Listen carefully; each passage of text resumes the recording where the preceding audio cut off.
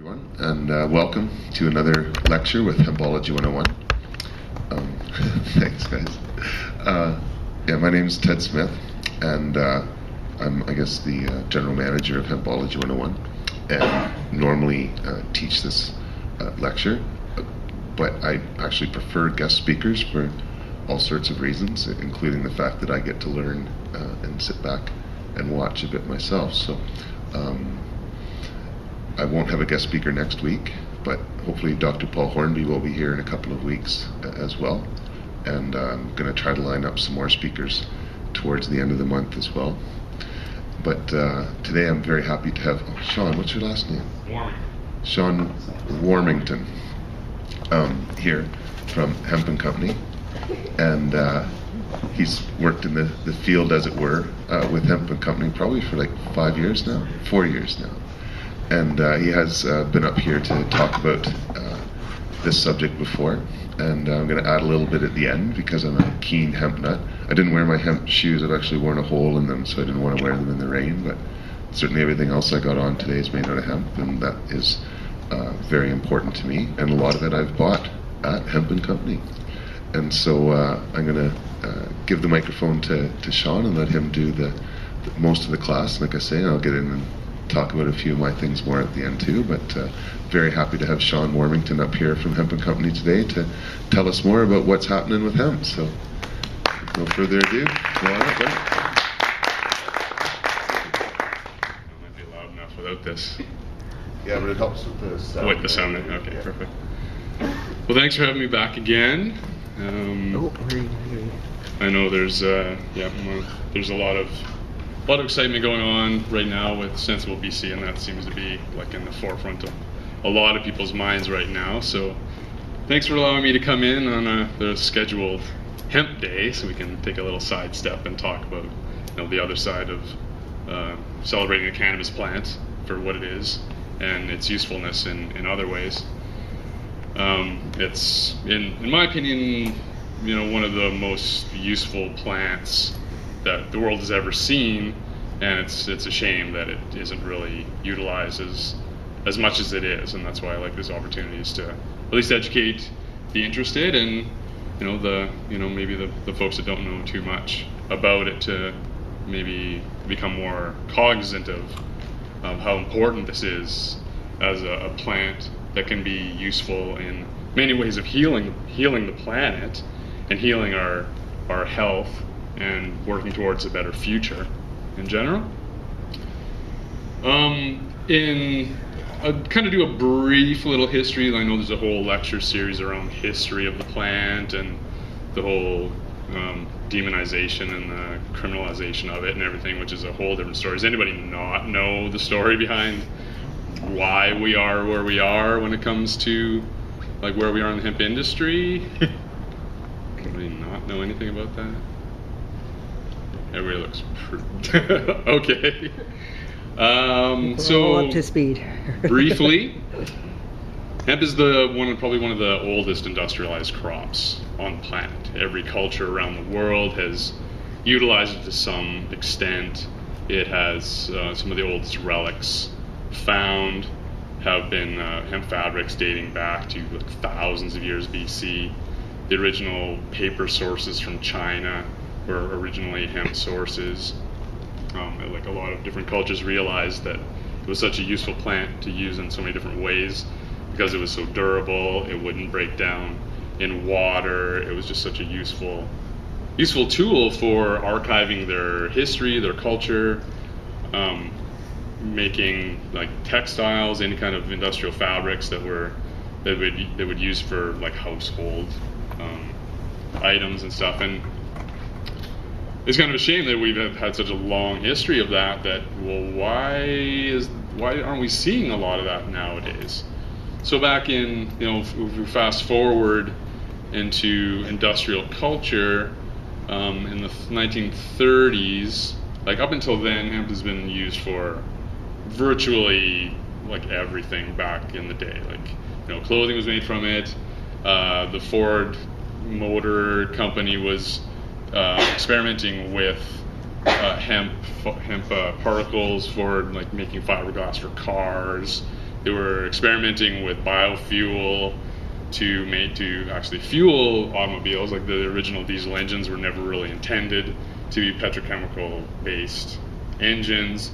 They were using flaxseed oil and hemp seed oil and all kinds of natural sources so that they could actually subsidize the farming community of that growing community in the United States especially. So, the story is, kind of the sad story where's the electric car now? Like all these things already existed, but for some reason industrial culture has decided that was not the way that they were going to progress. And a lot of the times that had to do with big money men and the way that the government and the industry kind of all works together. And it still works the same way, unfortunately, where big lobby groups tend to focus on a lot of money for a small amount of people, not really caring about the bigger good for the rest of consumer culture and humanity in general. So a lot of those things kind of disappeared.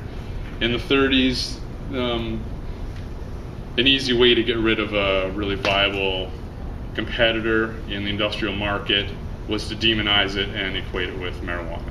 So if you because cannabis and hemp hemp and marijuana are basically the cannabis plant, very simple way to get rid of a competitor. So conspiracy or not, it all seems to fall into a pretty simple time period and a way for people like the paper industry to decide that, well, whereas hemp can yield like 4 times as much paper in a lot faster time in a renewable resource, they decided that, well, we already have a paper conglomerate, why do we want somebody to better us at that? Why would we want a better fuel engine when we have petrochemical industry working in a large pressure group to go in a certain direction? And why would we want to interfere? And when Dow Chemical gets introduced in inventing nylon, the very same year that hemp becomes illegal, that's really convenient. So it's conspiracy or not, it looks like one to me. So in the 30s it becomes illegal, it gets demonized with the marijuana plant, and eventually becomes impossible for any kind of farmer to make a good living growing hemp. Like the licenses were very expensive. The farming community just decided that, well, this was not really, this isn't worth it. The cotton industry kind of comes in, takes over, and that's kind of where we are now. And that's a really short period of time for that to happen. From the 30s till now, it's like not a lot for one plant to become completely wiped out from our industrial culture. But I think right now we're starting to see a bit of a green revolution happening, and as small as it seems to be happening, I think it really is. We're starting to see a lot of change occurring, and a lot of people waking up and realizing that this maybe is a better alternative in a lot of different ways. And we're starting to see a lot of things come out of this industry in the last 10 years, more so than we have in a long time, and it doesn't really seem like there's any way for it to stop at this point. If you look at something as simple as more natural ingredients occurring in every grocery store, in every pharmaceutical venue, you're starting to see like even the big companies realizing that there's a consumer demand for something that's a lot better for the environment, better for our health. And there's no reason for them to change what they've been doing, even though they're making a lot of money, but they're putting in there because there's a demand for it. So even in those little ways, you're seeing it in big chains. Those kind of green initiatives are starting to happen, and hemp is at the forefront of that. I remember doing this lecture and kind of had the same kind of idea 2 years ago, and I was kind of thinking the same way. And in those 2 years, I've seen leaps and strides happening in just a greener, more healthy alternatives in those short years. And I started to see it grow more and more every day, really. Canada has a particular advantage, and I like to put a Canadian perspective in it because I'm Canadian, and I value Canadian society, and I think we have an opportunity that, it's unfortunate that we've kind of wasted it, in my opinion, that we haven't really jumped on this opportunity. But hemp's been legal in Canada since the end of the 90s. So we've been growing it in our farming communities for 15 years or so.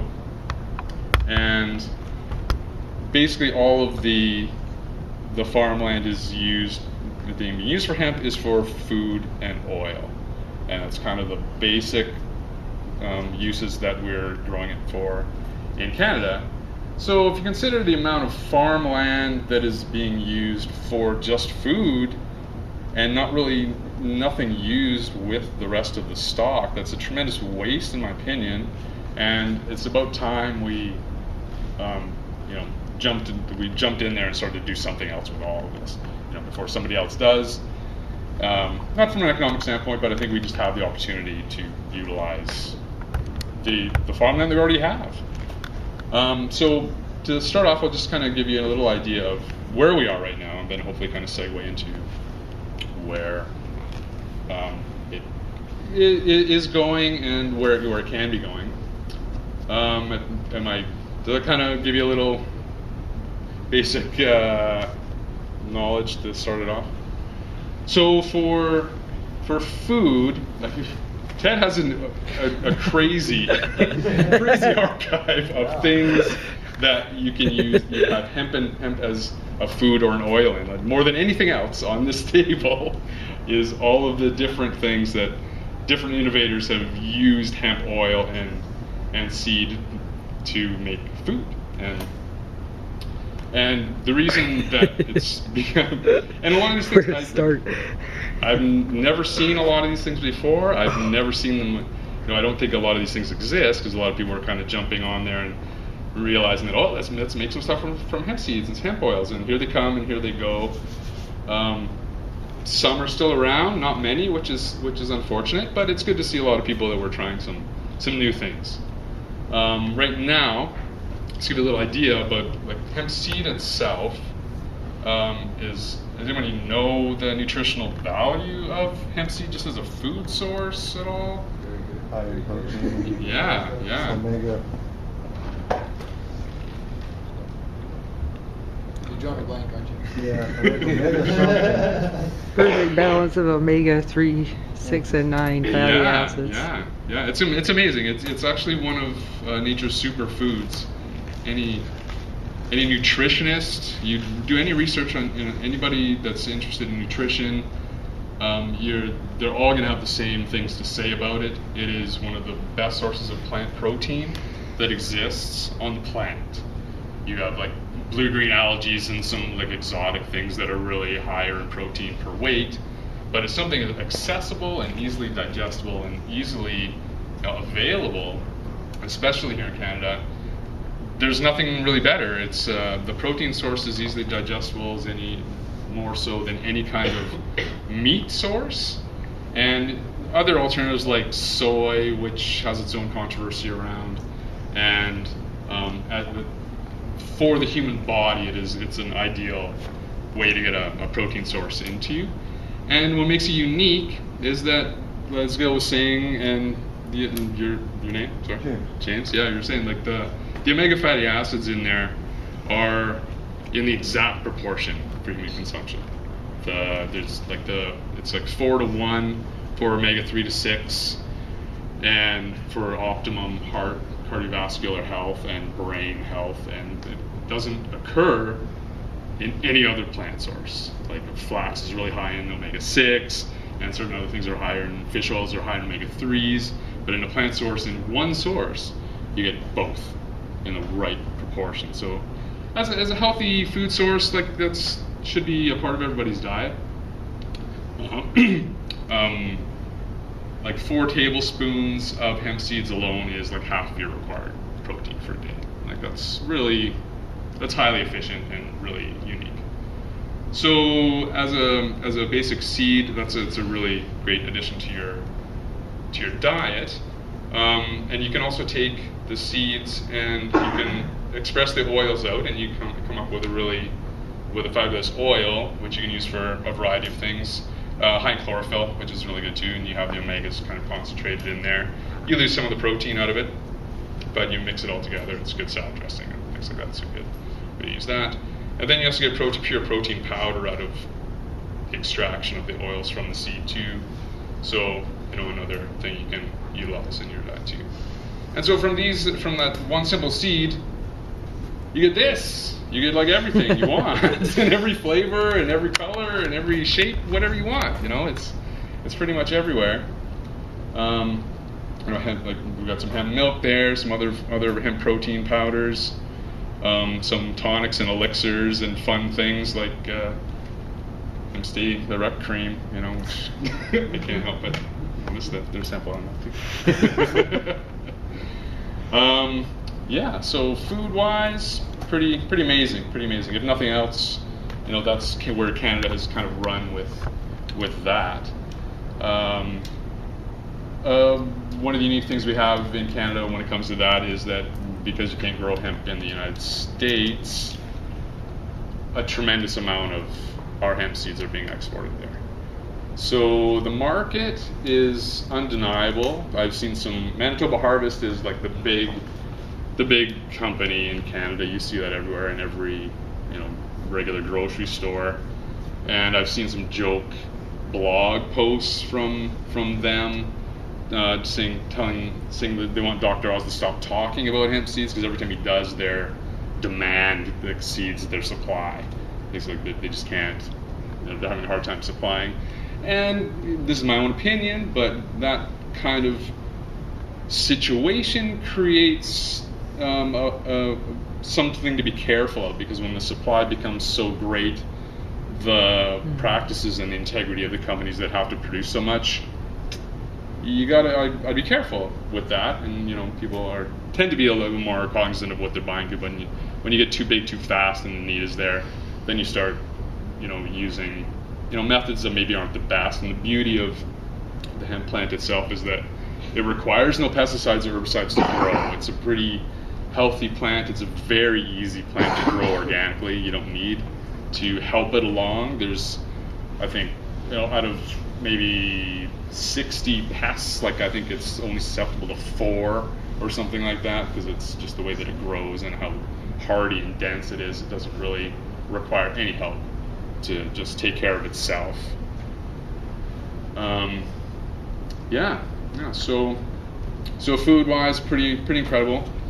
At Hemp and Company, we have, if you didn't know, again, I've been working with Hemp and Company for 4 years. We're like a local family business. We started in Nelson, and we kind of pooled our efforts into Victoria about 10 years ago to create a pretty healthy environment for people. If anybody isn't familiar where our store is, it's right at the corner of Fort and Government. And we took a big leap from being that side alley, side street, little niche store to become, let's go and be in the center of Victoria. And when people come through our city, one of the first things they see is the hemp store. So a lot of the fun that I have at work is meeting people from around the world who really don't know much about it, and I get the same jokes again and again and again, smoking the shirts and hee hemp, and it's like it's the same story. So it's good to demystify what the plant is really capable of, and hopefully they can take that information around to wherever they're from, around the world. So it's really nice. So we've partnered with Blake Hunter. He's done some talks with Hempology and Ted in the past, and he's a local farmer. Has his farms in Saskatchewan, but he runs the business from Victoria, so we have a direct relationship with him, and we kind of want to support the smaller guys because we're local businesses, so that's a big part of what we do, is to support the local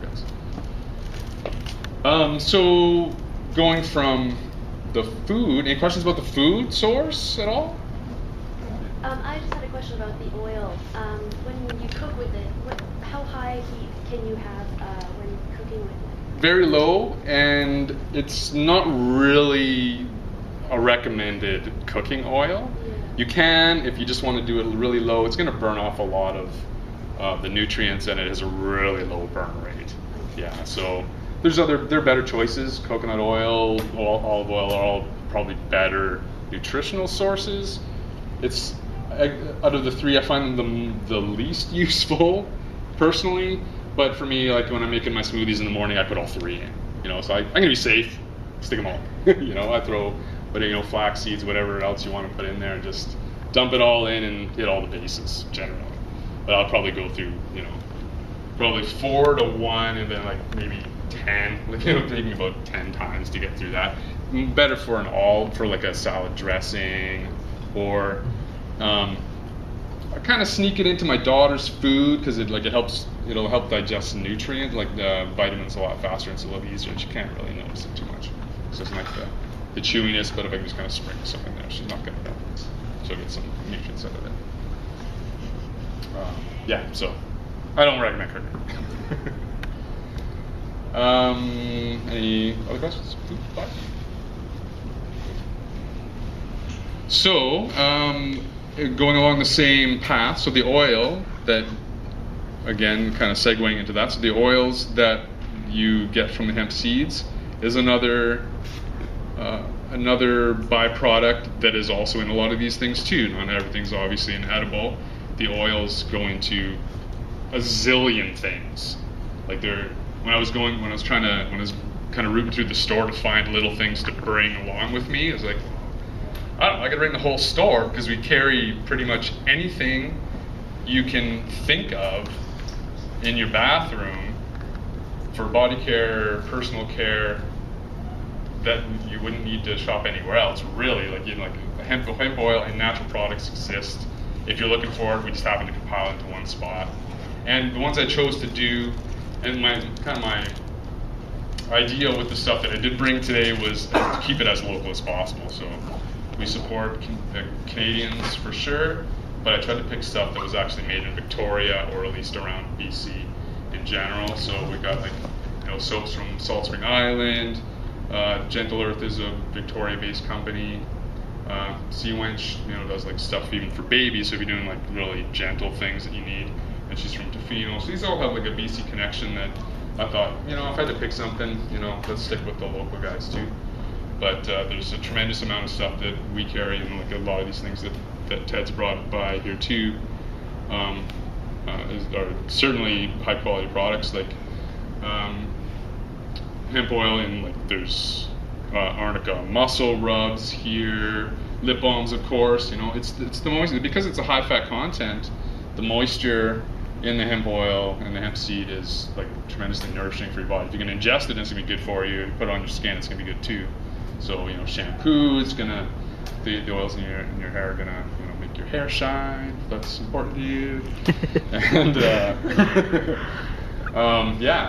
just as lotions and creams, it's amazing. People that come in the store, obviously we have lots of testers, and we stand by our products so much. Try it out, go continue your shopping, go to the Bay and support big business if you want, but then come back and let us know what you thought about what you just tested. And a lot of the time they're pretty impressed that, wow, I've never really, my skin cracks in the winter, and I've been trying to find something very effective. And that's... Shaun? Yeah? I'm not sure if you know this, I'd like to, about how the oil penetrates your hair and cells in the body. Well, I think that's one of the unique things on the chemistry wise, I'm not 100% sure. But because of the nature, I think it absorbs into your cells in a very effective way. But a lot of things, that there's a product called MSM, which is you'll find that it's a natural additive too, that also makes cell absorption a lot easier too. Yeah, I'm not a chemist, so I'm not really 100% sure. But the omega fatty acids itself especially I think it's omega-3 that is really high in creating shiny hair and lustrous skin. I think that's just an additive that is an omega fatty acid that just tends to do that, and because it has that perfect proportion of that in there, it's just like ideal for human beings, I think. So, that's all I got.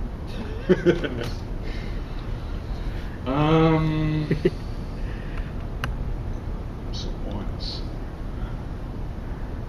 So big companies like Dr. Bronner's is one that always comes to mind. Like that's really, a company from the United States that's been getting into a lot. Well, it has had their run-ins with the law about fighting to have hemp oil in their products. And if you're not familiar with Dr. Bronner's, like it's an amazing company that is.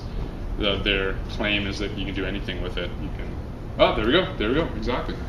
Yeah, if you're not familiar with this company, it's almost crazy, but in a good way. He's a kind of a fanatic, and if you read his labels, it's almost the rantings of a lunatic, but he had his heart in the right place.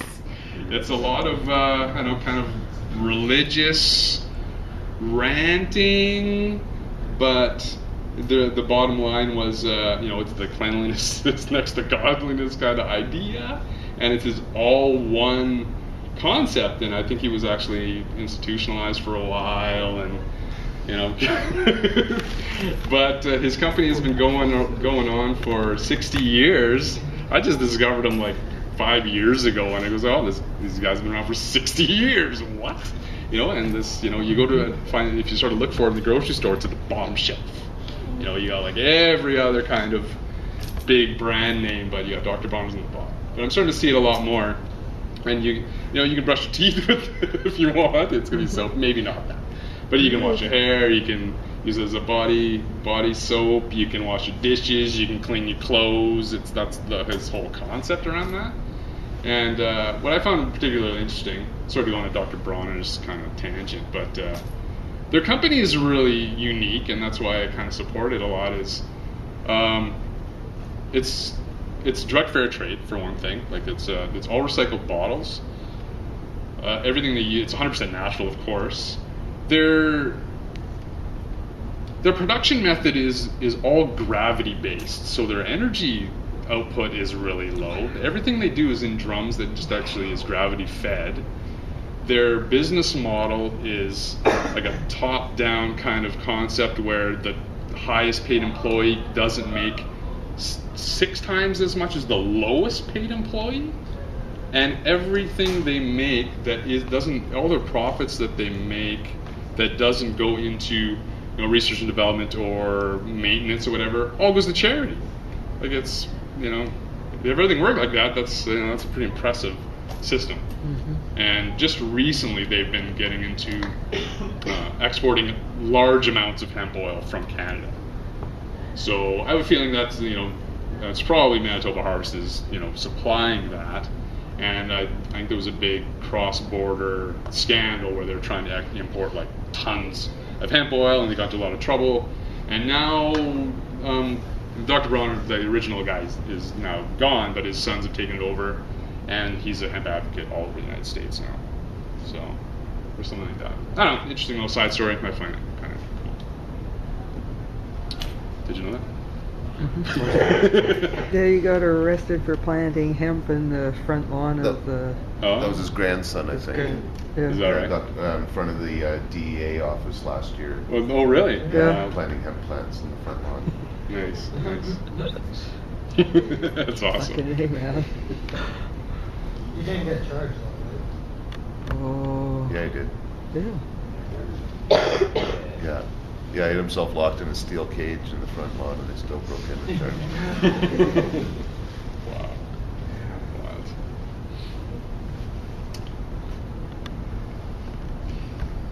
So, any questions so far? Well, we may seem kind of half off topic, but with the whole way that hemp laws are in Canada, right, I hear you need 10 cultivated acres in Canada. Now, why can't one just grow a nice little? Just for the background of it, like why is the law that way, I guess? It seems arbitrary to me, and I think it probably was arbitrary. They kind of picked a number that was significant if you were going to be a small scale farmer. If you had 2 acres, anybody can have 2 acres. If you had 10, you're probably going to have a commitment level that is beyond something like. And I understand for like manufacturing and everything with that, but Yeah. I've also been told that you can't just have one plant. Yeah, You get yeah. coke. Doesn't make any sense. Yeah, whatsoever. exactly. I understand it's like, okay, I'm not going to turn this plant into a t-shirt and attempt to sell it. But Yeah, I know. And welcome to the crazy history of the cannabis plant. It's Yeah. like it's rife with like insane ideas and insane laws. Like, It's here's just, 10 acres, but Yeah. yes, you can do it. But And I you have think one the- plant, I'm sending you to jail. yeah. I think part of it came from the idea that in the 90s, when this was being advocated, while there were a few activists, it was really farmers pushing for it. And the farmers, I think, were quite willing to, put that limit down there. Just like, most other economic interests, they want to protect what they're doing and make money from it. And so by having a 10-acre limit, they're ensuring that it is, commercial farmers that are doing it. And the government would go along with that or want something like that as well. Just like what we see with medical marijuana, where People can't they're grow totally their own. fine with having companies being able to produce something that you can't produce yourself. Yeah. Because it makes money for the banks. Yeah. So it's all about making money, unfortunately. Okay. Yep. Yeah, it's a shame, like and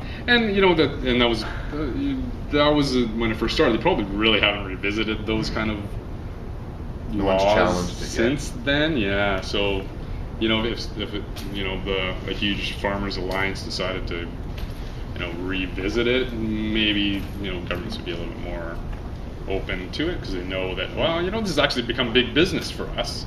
Yeah. So maybe we can kind of change that. It's a shame. And here's my soapbox that I pull it all the time. It's if we grow it in our backyard, if you simply wanted to use it as a food source, like that's a shame that you can't, because you use your tomatoes and your beans and lettuce or whatever, and then you also have a protein source growing in your own backyard. Like you got your own food security happening, and when you bring food into business, it becomes scary for people too. So that's another argument as well, right? Mm-hmm. But like I was saying, I think things are changing a lot, and there was always the argument that if you plant, they didn't want to, like in the States, and that's still kind of an old school argument where they don't want hemp to be legalized because you can hide a marijuana patch in it, and anybody with half a brain knows it doesn't make any sense because the plants are just going to cross-pollinate. And all become male. You get crappy weed, and you have a really poor quality hemp for industrial use. Look at this stupid argument. And so now we've had a lot of time to realize that that's not really an argument anymore. So things are probably going to change. I think there's more farms being licensed every year in Canada anyway. And now that the laws have been, Washington and Colorado are, changing just the recreational marijuana laws. I think the hemp laws are going to change pretty quick too, and Yeah, I think one of the states has a big plot of industrial hemp growing under research license right now. yeah. So they're stepping up with it. Yeah, and with the amount of money that's floating around the U.S., as soon as they realize that there's money being made, like it's going to happen pretty quick. Yeah. I think.